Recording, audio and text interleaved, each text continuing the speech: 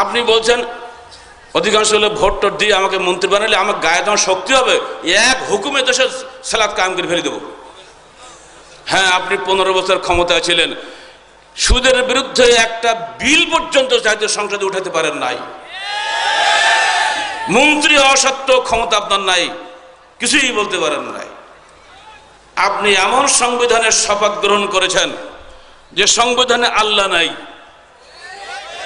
পৃথিবীর সকল সংবিধানে যখন শপথ গ্রহণ করেছে তারা সর্বোচ্চ শক্তির নামে তার শপথ গ্রহণ করে।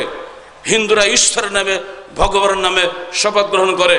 আর বাংলাদেশের 90% মুসলমানের দেশে এদেশের এমপি মন্ত্রীরা কেউ আল্লাহর নামে শপথ গ্রহণ করেন না।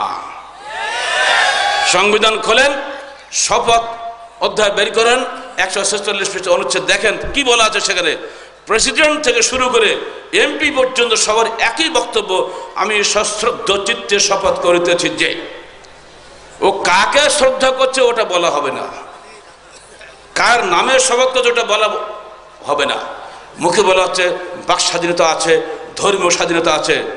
আমি ধন্যবাদ দেই ওবামা প্রশাসনের সেই এমপিটাকে, যে মুসলমান হয়েছে খ্রিস্টান থেকে, যেদিন সে পাশ করলো এবং ভোটে বলে শপথ নেওয়ার জন্য পার্লামেন্টে গেল, সে কোরআন শরীফ হাতে নিয়ে গেল।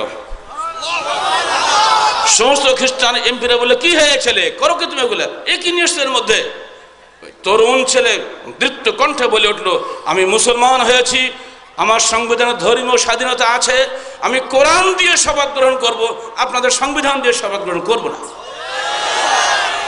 তাকে কেউ ঠেকাইতে পারে নাই, সে কোরআন নিয়েই শপথ গ্রহণ করেছে। বাংলাদেশের মুফতিরা কোথায়? তোমরা মুফতি মুফাসসিরে কোরআন মুহাদ্দিস, তোমরা এমপিগিরি করো, মন্ত্রীগিরি করো, তোমাদের সাহস নেই, বুকে বল নেই যে আমিও আল্লাহর নামে শপথ করব। তোমাদের মতো ভীতু কাপুরুষ দিয়ে কোশ্চেন ইসলামী হুকুমত কায়েম হবে না। কথা বুঝতে পারছেন এখন? এগুলো ভিতরের কথা তো বলা ঠিক না, কিন্তু না বলে তো আপনারা বুঝতেই পারেন না।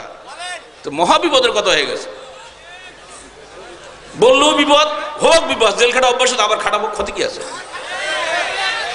বলতে তো হবেই। সংবিধানকে চিল্লাচিল্লি করে, সংবিধানের কোনো দাম আছে দেশে?